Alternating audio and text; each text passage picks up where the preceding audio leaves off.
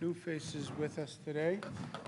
Starting at my far right, Sarah Feinberg, who runs the New York City Transit System. To her left, Patrick Foy, chairman of the MTA. Dr. Howard Zucker, you know, commissioner of the New York State Department of Health. To my left, Melissa DeRosa, secretary to the governor. To her left, Robert Mujica, who is the budget director of the state of New York and wears a second hat today because he's also a member of the MTA board. Doesn't really wear a second hat, that was metaphorical. What day is today? When I was at Housing and Urban Development, I would sometimes say in a staff meeting, what day is today? What's the date? And I worked with a great fellow who was a Catholic priest, Father Joseph Hackala. And he would say, today is another day to do better. This warm smile. Today is another day to do better. He passed away, Father Hackala. I have his picture in my room, and I was thinking about him last night. Today's another day to do better. It's another day to improve. It's another day to be better, to make life better, to be better at helping people. Today's another day, another opportunity God gave us. Hospitalizations are down. Good news. Net change in total hospitalizations down. Good news. Net change in intubations down. Good news. New COVID cases slightly down, 933, but still unacceptable, but down from where it was. Number of lives lost, still terrible, 306. Optimists would say the number's on the decline. Realists would say that's a tremendous amount of pain and grief for hundreds and hundreds of New Yorkers who lost a loved one.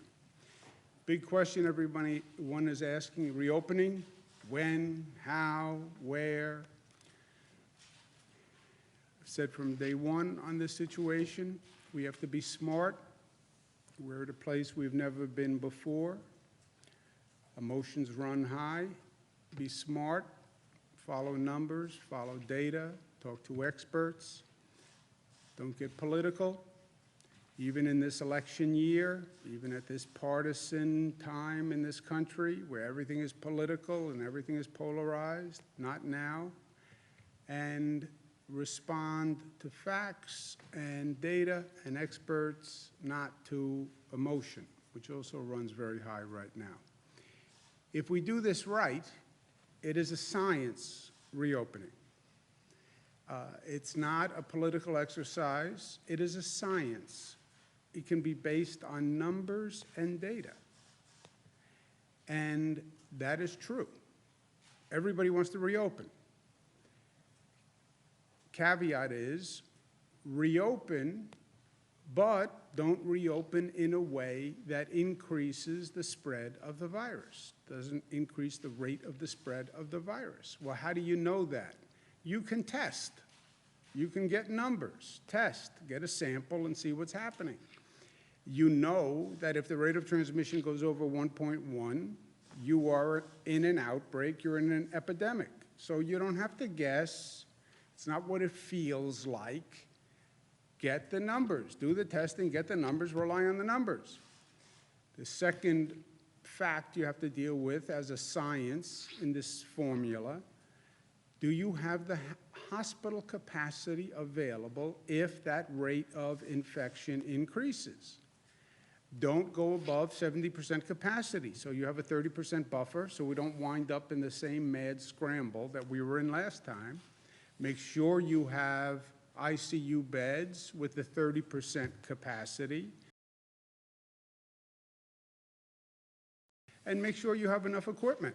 We're not going to go through who has a mask, who has a gown, who knows someone in China. Let's have at least a 30-day supply of stockpiled equipment, ventilators, masks, gowns, gloves, etc. They are facts, it's science, it's data. Then what's testing? Testing, then you trace, then you isolate, and that remains the the key to controlling the rate of infection. The testing is how you monitor the rate of infection. What's happening to the rate as you increase the economy, the economic activity? I will take a test, and we'll test enough people so we have enough data to make a decision. We're increasing the number of tests. It's hard. Nobody's done it on this scale before. There's been a lot of back and forth. Met with the federal government, met with the president. We have now a partnership in how to do testing. We're ramping up testing. We're moving very quickly in this state. We do more tests in this state than in any other state in the United States. We do more testing in this state than any country on the globe per capita, so we're doing it well. We're doing it aggressively. We've increased from about 20,000 tests to about 30,000 tests per day, and we're still ramping up, and that's good. More to do on testing and more to talk about on testing, but not today. Today we're going to talk about tracing, which is the second step after testing, right? You test, you now know what's happening on the infection rate. You can gauge your decisions based on that infection rate. Second step is trace those people who came up positive. All right, you tested, you have the data, you can adjust the opening valve, reopening valve. Now you trace. When you get a positive, you talk to that person and trace back who they have been in contact with. You then test those people, you then isolate those people so you don't increase the rate of infection. That's what tracing is. Faster you trace, the better. You want to test right away. You think you have symptoms, you think you were exposed, come and get a test, do it today. Once you get that test results, you have data on what's happening with the infection spread. You then right away, as quickly as you can, trace that person. Who have they met with? Who have they been in close contact with over the past 14 days?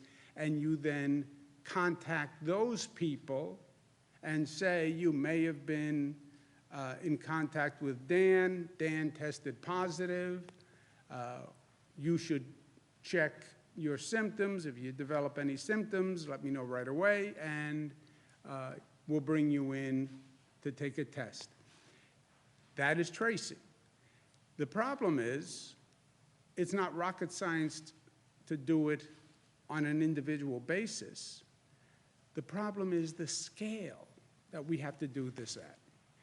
Yesterday, we tested 4,681 people who were positive. Yesterday, 4,681 people were positive. How do you now communicate with 4,681 people, trace back all the people they've been in contact with over the past 14 days, close contact, and contact those people? That is an overwhelming scale to an operation that has never existed before. We do tracing now, but on a very limited basis. That's why this is so hard, tracing. In and of itself, one person, it's easy. 4,681 on one day. Today, we'll have another 4,681 people. So just think of the scale of the operation. Last week, we announced that Michael Bloomberg would lead the first ever testing, tracing, isolation program. Figure out how many people, how to train them, what technology, how do we do this? And it's of a scale never been done before. And by the way, we need it tomorrow. There is no time to go get a university to do a study and a blueprint and then put a plan together. We need it tomorrow because we're literally doing it right now. We're doing the testing. We're coming up to scale on the testing. You need the tracing to come up to scale to meet what we're doing on testing. The estimate so far is you need 30 contact tracers for every 100,000 people who are in the affected area. Statewide, that would be about 6,400 to 17,000 tracers, depending on what happens on the testing rate. The more people test positive, the more tracers. The less people test positive, the less tracers you need. So these things are all linked, right? The better you do at reducing the spread of the virus, the fewer people test positive, and the fewer people you need to trace back. But it will require, under any estimate, a tracing army to come up to scale very, very quickly. And Mayor Bloomberg has put together a great team who's going to work on this. He has great talent in his Bloomberg Philanthropy, Johns Hopkins University, working together with the New York State Department of Health. This is that undertaking, and it is massive, and that's why bringing in a person with the talent of Mayor Bloomberg and the experience of Mayor Bloomberg to do this is essential. Where do you get the Army? Well, we have Department of Health employees all across the state. Counties have them, cities have them, the state has them. We'll marshal those employees. You also have a lot of government employees who are at home now getting paid but are not working. What government employees who are now existing, city, state, county, can we deploy to become tracers and then train them, et cetera? After you go through all of that, if you don't have enough, you're going to have to hire people. And then you have to train them right away, because nobody's done this before. They're going to need help. They're going to need technology. They're going to need monitoring. They're going to have to be tested before they can do this. So it's a massive undertaking. And that's why Mayor Bloomberg's involvement and his generosity here is so important. And we want to offer a big thank you to Mayor Mike Bloomberg, who I believe may be joining us by telephone or some technological means. There he is. How are you, Mayor Mike? I'm here. Good to Governor, see you. I'm fine and good. It's good to see you, and I want to thank you for all your good work to lead this great state through this crisis and to deliver facts and data to the public, and also a sense of hope, which really is important. I know your daily press conferences have become must-see TV for a lot of people. And for the record, I thought your advice to fathers on what to say about a daughter's boyfriend was exactly right the other day. Anyways, the question on everybody's mind continues to be, how can we begin to loosen these restrictions and begin reopening the economy? And one of the most important steps we have to take to reopen the economy as safely as possible is to create a system of contact tracing, as you just outlined. When social distancing is relaxed, contact tracing is our best hope for isolating the virus when it appears and keeping it isolated. The governor has recognized that, and since Bloomberg Philanthropies has deep experience and expertise in public health, we're glad to support the state in developing and implementing a contact tracing program. As Andrew said, the contact tracing is a way to identify people who may have been exposed to the virus but don't know it. And doing that requires a lot of well-trained people who are coordinated and managed effectively. It is a very big undertaking just because of the scale. So we've enlisted the best public health school in the world at Johns Hopkins University. No offense, but it's named the Bloomberg School of Public Health, which our foundation works very closely with on public health and other issues. And we've also teamed up with the nonprofit organizations Vital Strategies and Resolve to Save Lives. Now, to get the contact tracing program up and running, a lot has to happen first, and hiring, training, deploying, and managing a small army of New Yorkers, as the governor said, is really the great challenge. To help the state recruit contact tracers, we've brought in a staffing organization. And we're also teamed up with CUNY and SUNY, both of which will help identify potential job applicants. And I want to thank both of them for their work in joining us. To help the state with training, Johns Hopkins has developed a training class which can be taken remotely. It will cover all the basic information of epidemics, contact tracing, and privacy. There's also a test at the end of the training, which you have to pass in order to be hired. So we're not going to put out people there that don't know what they're doing. We'll also put technology to use in other ways. Vital Strategies is developing 3 new smartphone apps. The first will help contact tracers find information and data quickly. The second will help the public provide information to health departments. And the third will allow those in quarantine to access the guidance and services they need, including the ability to report any symptoms they may be experiencing. Vital Strategies is also working directly with the state to develop protocols and workflow materials for contract tracers and managers. That includes a comprehensive playbook that will detail the steps needed to do contact tracing effectively. And I want to make it clear, we will release that playbook publicly so cities and states around the country can use it, and so can nations around the world. That way, the work we do here in New York really can help fight the virus globally. We'll also bring in a group of outside experts to conduct an evaluation of the program so that other states and countries can see what worked well and identify areas they can improve on. And we'll learn as we go and make adjustments and share what we've learned. Sharing and spreading best practices is something that Bloomberg Philanthropies works on with cities around the world. In about an hour, I'll be getting on a call with mayors around the country, which is a call we hold every week. It's been a good way to share information and strategies. And I know all of the mayors are following the news of the contract tracing program that we are starting here, and that other states have also begun the process of starting. Now, before I turn it back over to the governor, let me just echo something that he has said repeatedly and that really is important to remember.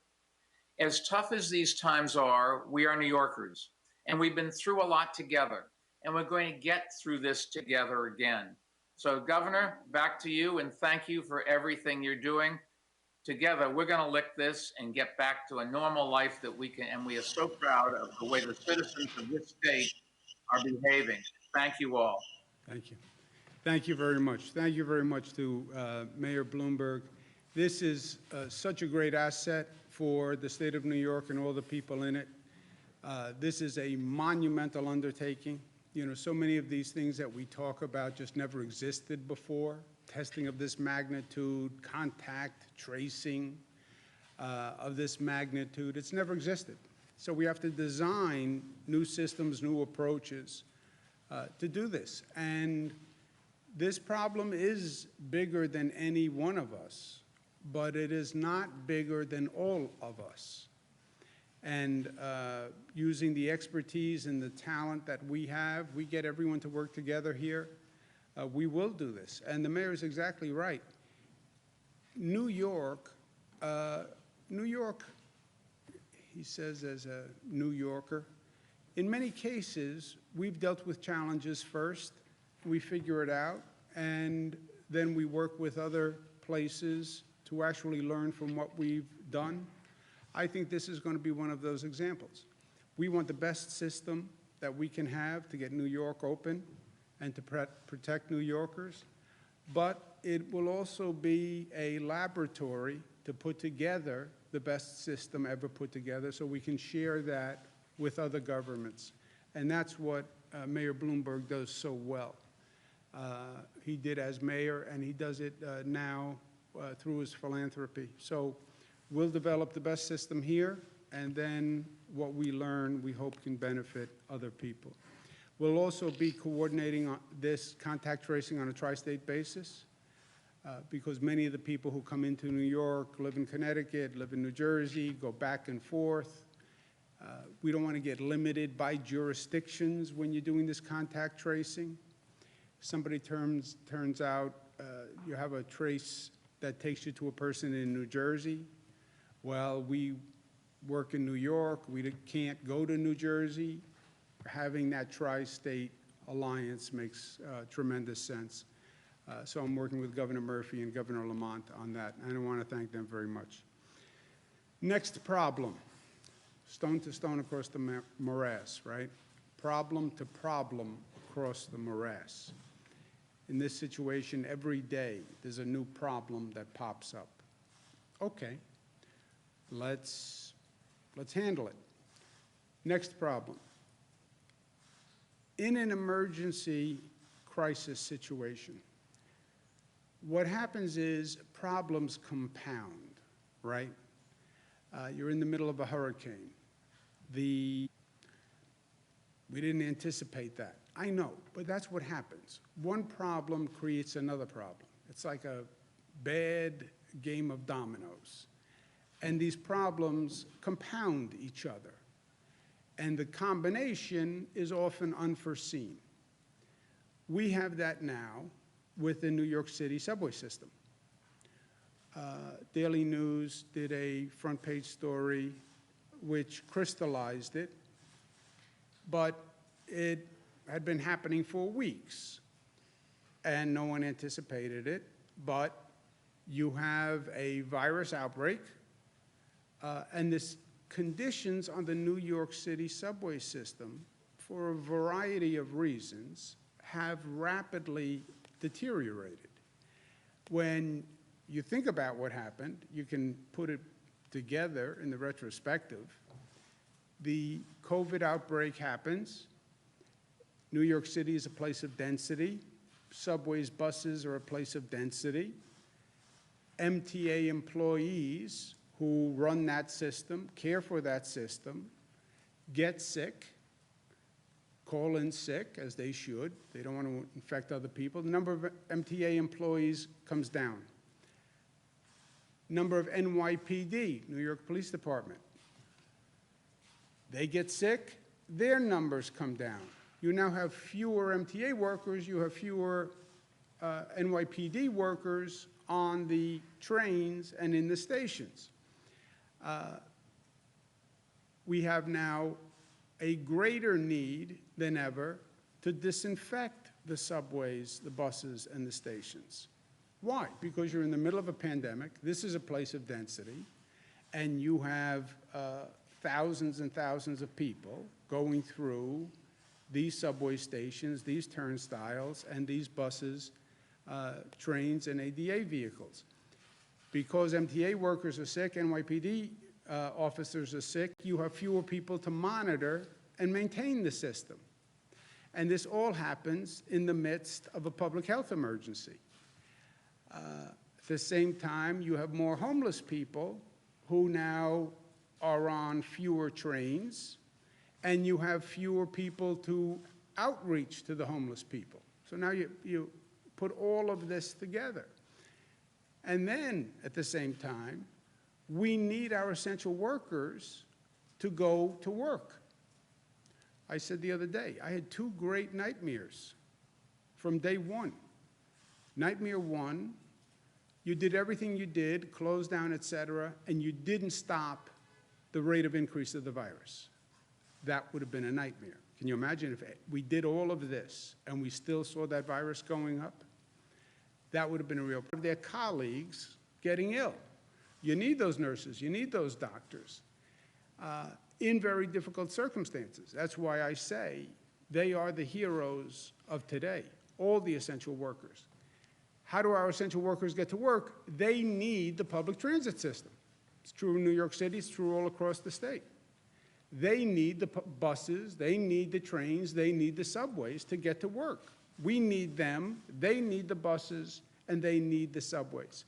And we are, as a society, me as the spokesperson for the state, I'm saying to them every day, I need you to do this. I know it's hard, but I need you to do it. Okay, we need them to do it, but what is our obligation? Our obligation is to make sure we're doing everything we can do to keep them safe, right? That's my personal obligation, and it's the collective obligation. You want them to be there to deliver the food. What's your obligation is to do everything you can do to make sure that they are safe while they're doing it. The MTA understood where we were with this global pandemic. They stepped up operations and were cleaning trains and buses every 72 hours. which is an amazing undertaking when you think about it, to clean all those buses and trains every 72 hours. But we know the virus can live for hours or even days on a surface, which means if somebody positive walks onto a train this morning, that virus can be there tomorrow and the next day. That then changes the whole focus of the problem. You want to honor the essential workers. Thank you, thank you, thank you. We'll fly airplanes. We'll have public demonstrations of gratitude. Yeah. Even better than that is what you do and how you act. And let's make sure that we're doing everything we can. Let's clean, disinfect those trucks, those buses and trains every 24 hours. Why? Because that's the way we best protect the health of our essential workers, which makes sense if you want the essential workers to continue to come to work. It makes sense if you don't want the infection rate to go up in your society. It makes sense if you don't want the essential workers to get sick. And again, it is our obligation as human beings to reciprocate and make sure we're doing everything we can. Now, to say disinfect every train every 24 hours is just a task that nobody has ever imagined before, okay? I would wager in the history of public transportation in this nation, you never had a challenge of disinfecting every train every 24 hours. Disinfect, how do you even disinfect a train?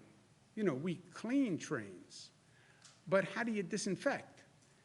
This is a whole new process. These are new chemicals. This is new equipment for workers.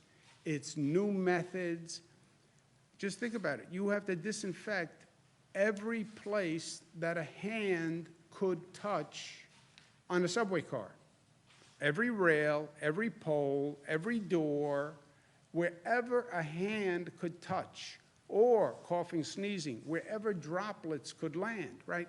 So you have to disinfect that entire interior of the car. And then you have to disinfect the stations, the handrails, everything that people could be touching. It is a massive undertaking that we've never done before. But that is the right thing to do. That is, as we said, we've never done tracing before. We've never done disinfecting train cars before. But so what? That's what we have to do. So figure out how to do what you have to do. And this is what we have to do. And I challenged the MTA to come up with a plan. They came up with a plan. They can disinfect all trains and buses every night. It can best be done by stopping train service from 1 a.m. to 5 a.m. every night during the pandemic so they can actually perform this service. Now, remember the context that we're in this pandemic. Ridership is down 92%. 1 to 5 are these slow hours, 1 a.m. to 5 a.m. It's the lowest ridership. Estimate is about 10,000 people ride the system overall during that period of time. So the MTA will launch what they call the Essential Connector Program. They'll have buses, dollar vans, and if necessary, will provide for-hire vehicles to transport a person, the Uber, the Lyft, the Via vehicles, at no cost to the essential worker during those hours to provide transport. So people who need transportation during 1 a.m. and 5 a.m. can have it, will have it, even to the extent of a for-hire vehicle paid for by the MTA. Remember, 1 a.m. to 5 a.m., we don't have bars open, we don't have restaurants open, so you don't have a lot of traffic that you would normally have. You do have essential workers who are using our trains and subways, and they will have transportation during that period of time. This is going to be one of the most aggressive, creative, challenging undertakings that the MTA has done. It's going to require the MTA, the state, the city, the NYPD to all work together. It's not that easy to stop train service. You have to close down stations. You have to make sure people don't walk in. Then you have to figure out how to clean all these trains and all these stations. I've consulted with the elected officials on the MTA's recommendation, and we all agree to accept the plan on the Essential Connector program. The MTA is undertaking something that people would have said was virtually impossible. Trains and buses will be disinfected daily. Service will continue. The MTA will also disinfect the fleet on the the Metro North and the Long Island Railroad, which is what goes out to Long Island, goes to the northern suburbs. They can do that without any disruption in service because of the volume of ridership, et cetera. So just think about it. The entire public transit system in downstate New York will be disinfected every 24 hours. This is a joint MTA state-city partnership. We are doing a lot of things here that we've never done before, and I am never one to shy away from a challenge. I don't believe government has that option. I'm never one to say, well, that's just too much, too hard, too ambitious. We can do it. I believe we can do it. I believe we can do anything. I believe we can build bridges. I believe we can build airports. I believe we can defeat global pandemics. But this is as ambitious as anything that we've ever undertaken. And it's going to require a lot of extraordinary service and effort from multiple agencies all working together. The MTA has stepped up by recommending this plan. The state will do whatever it has to do. Big part of this falls to the city, and I've spoken to Mayor de Blasio. It's going to require a lot of assistance from the NYPD. It's going to require a lot of assistance from different city agencies. Again, close down every station, close down the trains. We've never been here before. And I guarantee another 10 things come up when we go to do this that are also unanticipated consequences. So the mayor is really stepping up to the plate here and is doing something that no mayor has ever attempted to do before. We'll all do our part. We'll all work together. But it's a heck of an undertaking for the mayor, and I applaud him for his ambition here in stepping up and taking this on. You know, it's always easier to just say no. It's always easier to say we can't do it, because when you say we will try to do it, now you're changing things, and whenever you change, there's opposition. Every time. So it's always easier just to stay status quo. It's always easier not to risk, to be, not to try to raise the bar, because maybe you can't do it, maybe there will be problems. So it's easier just to say no. It's easier to say this is all we can do, it's impossible. That's not what the mayor is doing here. The mayor is stepping up, and he's stepping up in a big way. And I want to applaud him for it. And I think we have the mayor who is on the telephone or some electronic means. There he is, Mayor Bill de Blasio. Welcome to Albany. Thanks, Governor. It's a pleasure to be with you. Governor, I want to end that last point you made about all of us together, doing something different, doing something necessary, and being willing together to go someplace we've never been before. You and I have talked about this kind of idea a lot over the years. You know, I think when we first met each other, the word disruption was considered a bad thing. In recent years, it's taken on a very positive connotation that when we disrupt something that isn't working or has been thought about in a very narrow way and we go someplace new and better, that's a positive. And I think what we're talking about today is exactly that. And I commend you and everyone at the MTA. And I want to talk about why I think this plan is so important in terms of our essential workers, our first responders, our healthcare heroes, why I think it's so important in terms of also addressing homelessness in a new and powerful way. But I first want to say, I want to express my appreciation along with you. Really appreciate, back on one of your previous topics, the contact tracing. Really appreciate that my predecessor, Michael Bloomberg, is stepping up in such a big way for New York City and New York State. And the contact tracing, the test and trace approach is going to change everything. You and I are united in that as well, the aggressive approach. In fact, Governor, New York City right now is hiring 1,000 contact tracers with healthcare background to supercharge this effort. And I think we are going to be able to show this country a model that's going to be extraordinarily effective in beating back this disease. So I look forward to that partnership as well. But right here on the issue of the MTA, we've all been thrown the biggest curveball in our lives with this pandemic, but look at the consistent heroism of the healthcare workers, the first responders, the grocery store workers, the pharmacists, everyone who came forward. And Governor, I know you feel it too. It's probably the proudest moment we've had as public servants in this state, in this city, watching the heroism of these New Yorkers who have stepped up. Now, we owe it to them to understand their lives.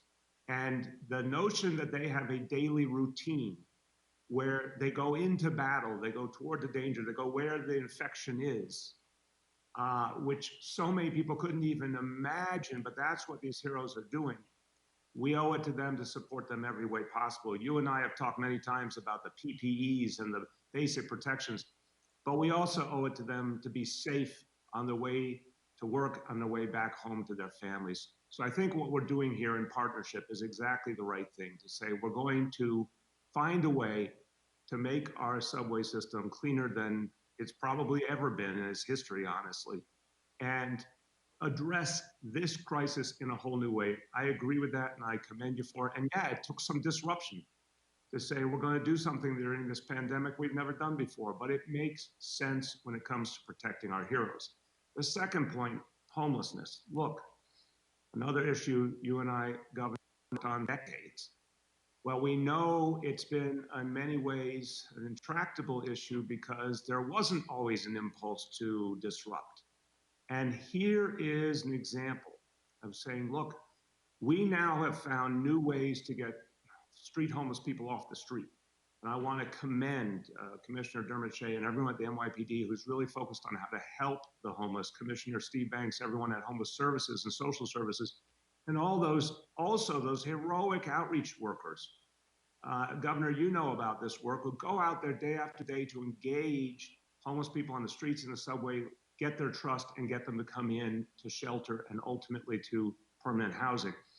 This work has always been in some ways stymied by the reality of a homeless person who is struggling with everything they're dealing with, a mental health challenge, a substance abuse challenge, riding the subway all night long. We're New Yorkers, we know about this reality. And it's been put in a stark light by this crisis, like so many other challenges and disparities have. Well, it's an unacceptable reality. And this new plan will disrupt that unacceptable reality and allow us to actually get help to people more effectively.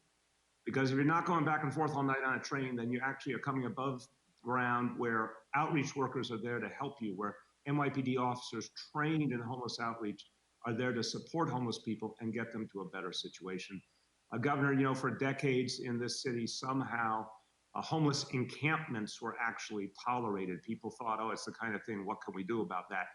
I'm proud to say in the last few years, Homeless Services, NYPD, nonprofit organizations, we got together and we said, we're not allowing that anymore. We shut them down and we found it actually helped us to get the homeless to the help they need. This is another example of that. So I want to let you know that as we all talked about this idea, and I commend you, your team in Albany, and obviously the team at the MTA, Pat Foy, Sarah Feinberg, it's been a very productive conversation these last few days. And what I think we've come to together is that, yeah, we're going to do something unprecedented. We're going to do something because of an emergency, but we're also going to do something that's going to protect people and offer a new way to get people help who never got enough. And so, Governor, thank you. I think this is a partnership. You're right. It's not going to be easy. No one said it was going to be easy.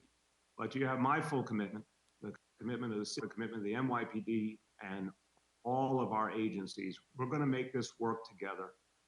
And we're going to be able to look back and say, we did something that actually changed people's lives for the better. And as long as it takes, we're going to stand with you and get this done. Thank you. Thank you very much. Thank you very much, Mayor de Blasio. Mayor made a lot of good points. You're right, Bill.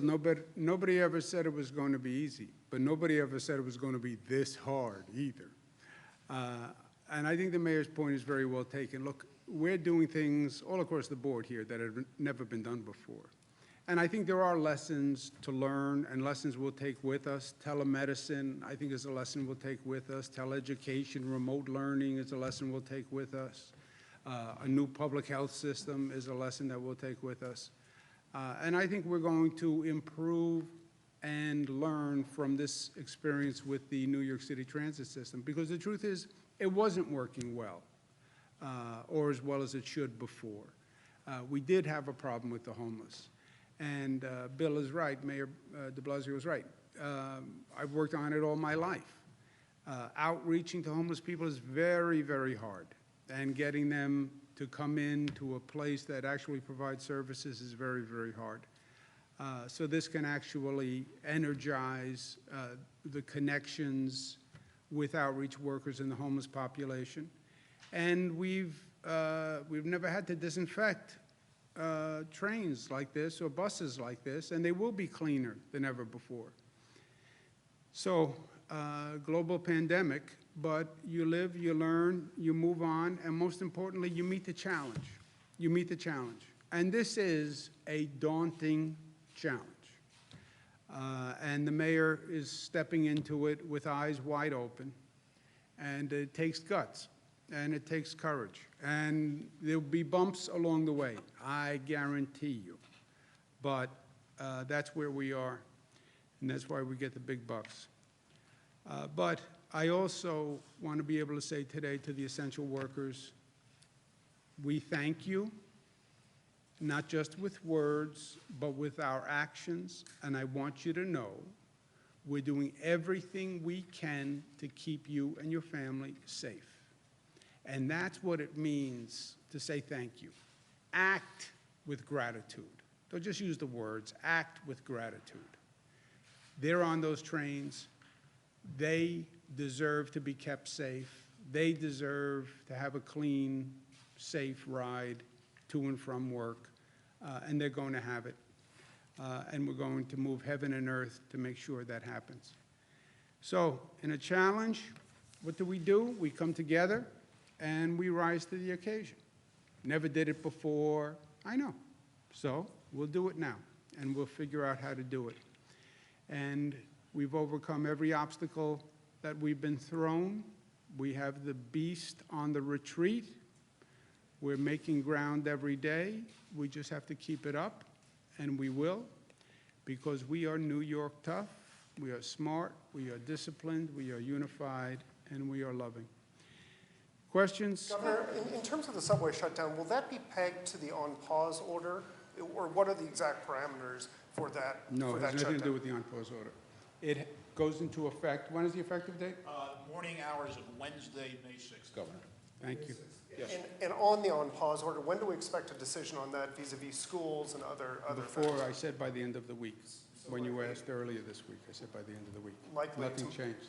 Likely tomorrow, we would anticipate? That's the end of the week, unless you have a different calendar at the New York Times. I do not. Okay.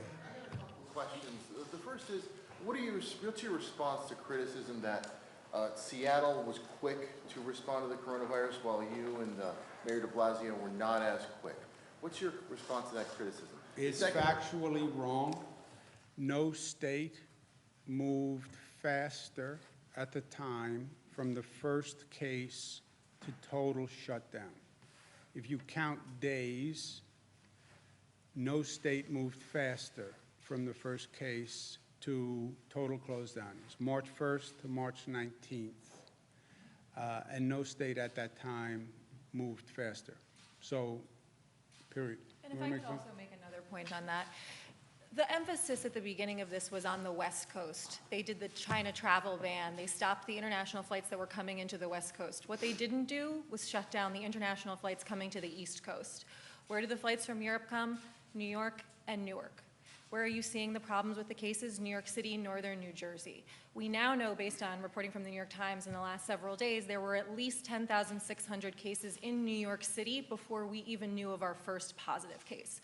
So while the federal government focused on the West Coast and closed down travel that was coming into the West Coast, and they had their first cases in January, and California did their shutdown on March 19th, they didn't close down travel to Europe until I think it was March 16th. We now know there were at least 10,600 cases in New York. I'm betting that number is higher.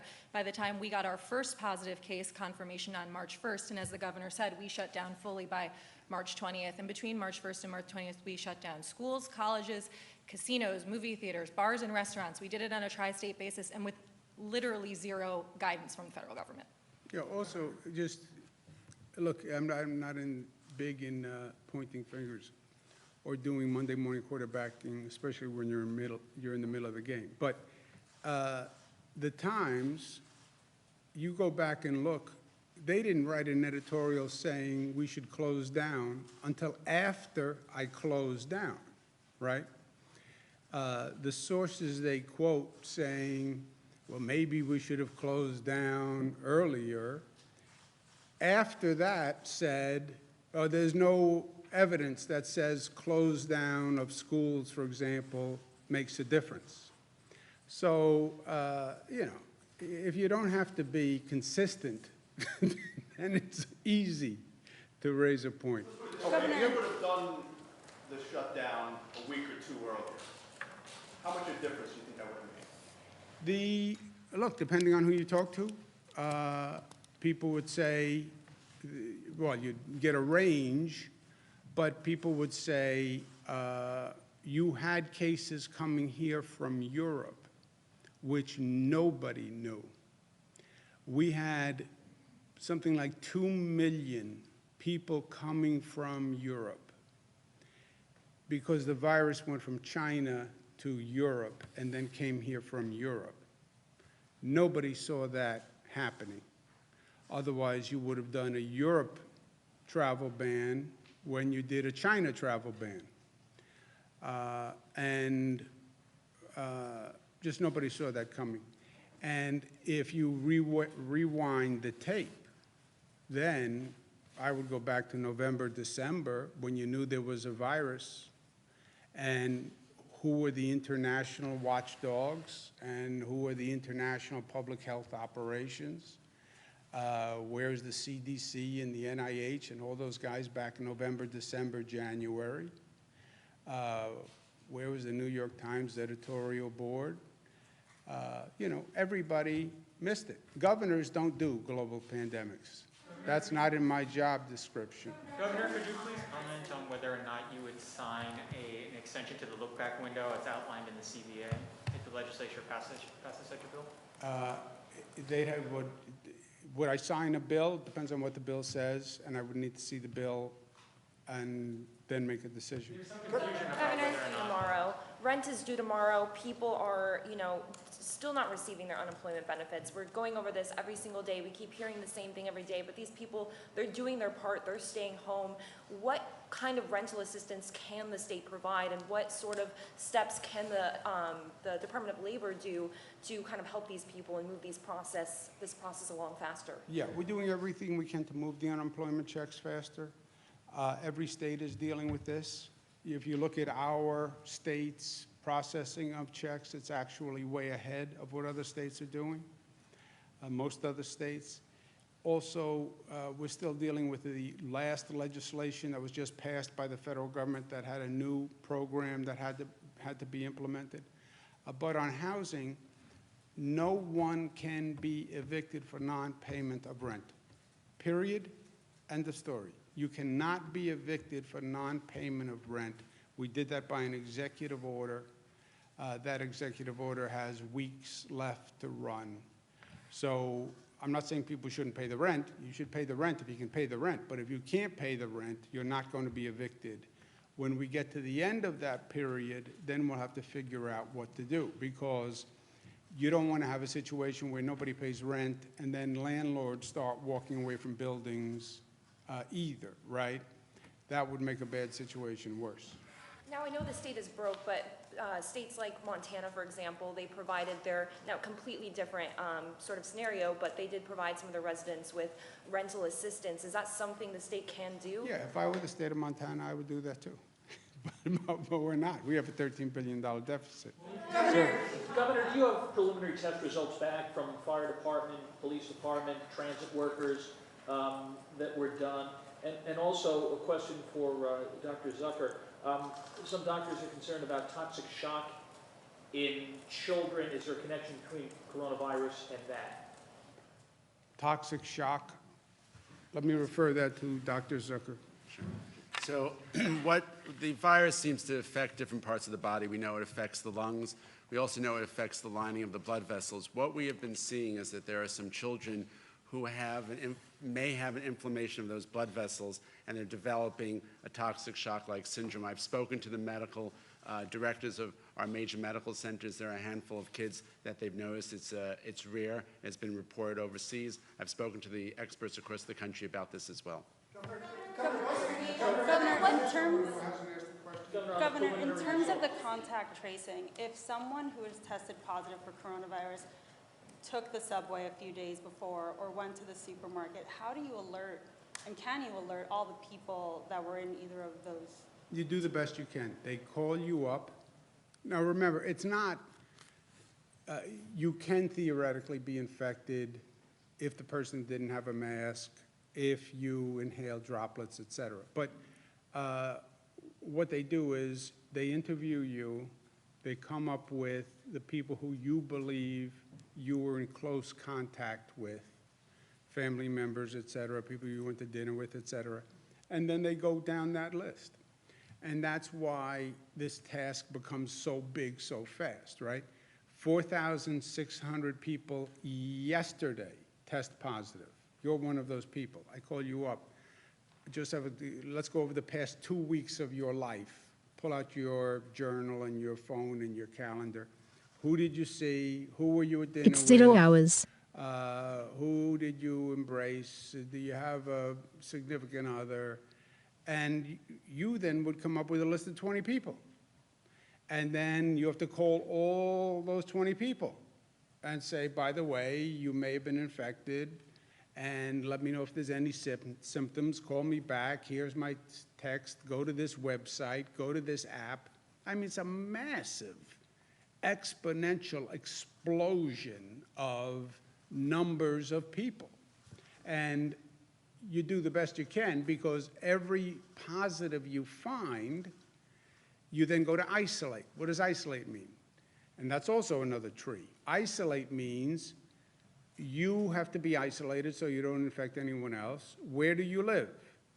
Well, I live in a house and I have 4 other roommates, and I'm afraid I'm going to infect my roommates.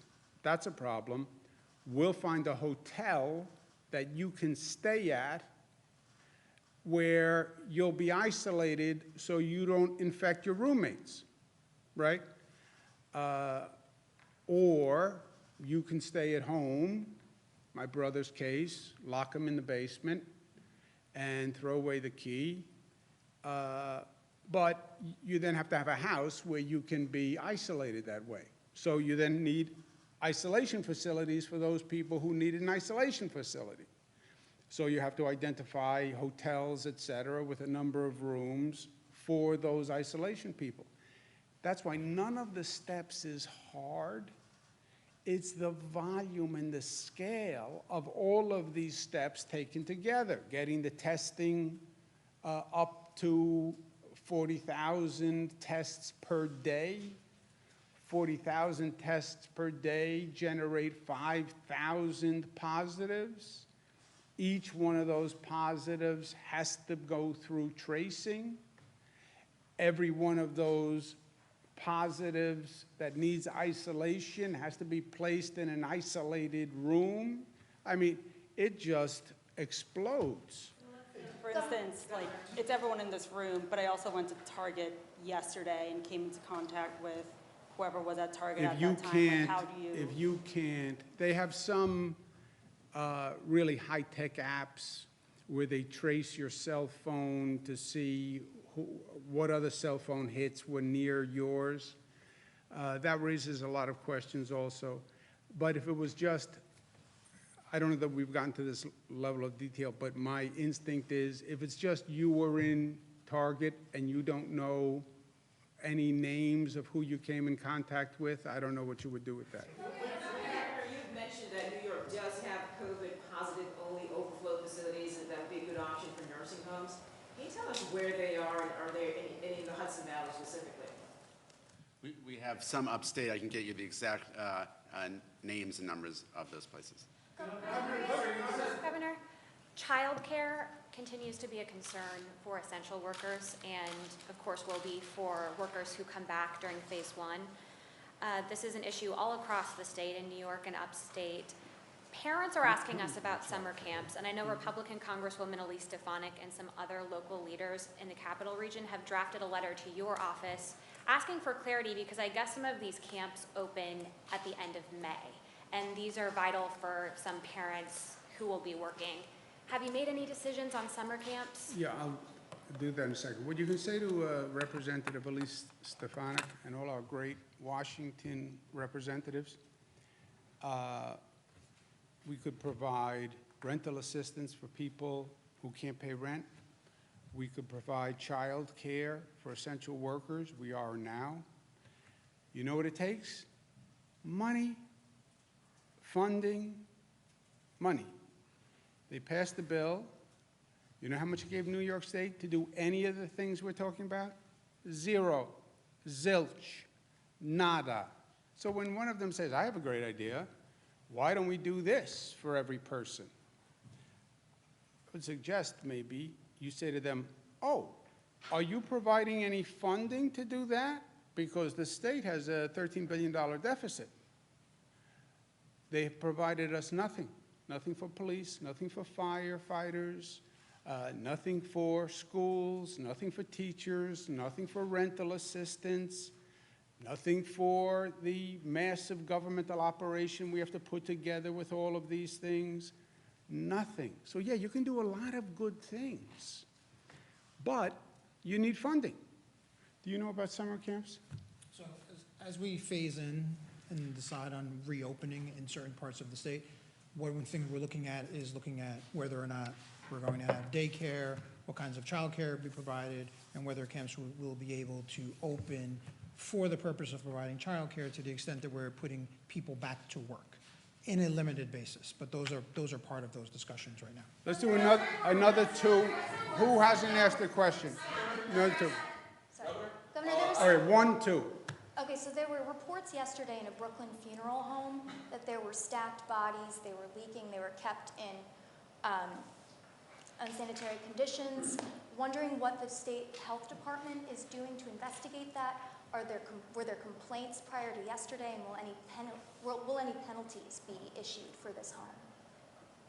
We are investigating that funeral home. There were no complaints about that funeral home to the Department of Health in the past, and we have issued guidance out to all the funeral homes that we will not tolerate any of that kind of behavior. What kind of penalties will be faced? And also, why were these bodies kept in unrefrigerated trucks? That's part of the investigation, and there's always fines and suspensions, and we will enforce this as much as possible. Do you know where these bodies will be taken?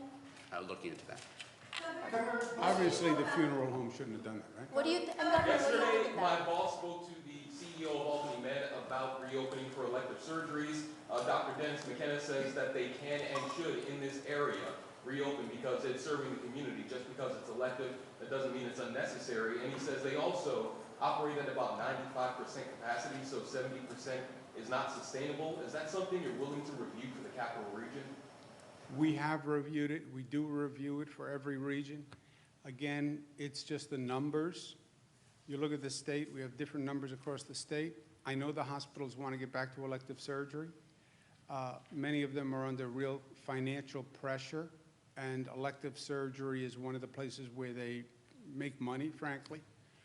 In those parts of the state where we know we have hospital capacity, then we've opened them up to elective surgery. We do have a buffer on the capacity, because if you go up to 95% capacity in a hospital and you have a COVID outbreak, then what happens? Then you're right back to where we started, which is scrambling all across the state to try to find the bed, to try to find PPE. So we have a built-in buffer. You can go up to 70%, but you have to leave 30% for a buffer in case that COVID number spikes. And remember, how do you track the COVID number? We're doing testing more than ever before, but this is an imprecise science. We're doing antibody testing, but the antibody testing actually operates on a 2-week lag. The antibody testing is telling you who got infected 2 weeks ago, right? And now has the antibodies. To have the antibodies, you had to recover from the virus. So like my brother now has the antibodies. Yeah, but it was 2 weeks. So let's not make the same mistake, or let's learn the lesson of what we went through. You need a buffer on the hospital system, and that's why we say 70 to 30. Different regions in the state are not out of the woods yet. And it's don't get cocky, right? That's a lesson in life. Don't get cocky, don't get arrogant. You still see a high number in many places, and where the number is higher, we don't want to relax the elective surgery because we may need those beds for people who are gasping for air, literally. The argument he's making is that if you neglect these other needs that they have, you could be delaying or further exacerbating other medical issues that are not being addressed because there's no hospital in this area except for in Saratoga County who is doing elective procedures. Yeah, well, worst case scenario, you go to Saratoga County if you really have to go now. But we don't want to be in a situation where we have a COVID outbreak and we have no hospital beds. That would be the worst. Thank you, guys.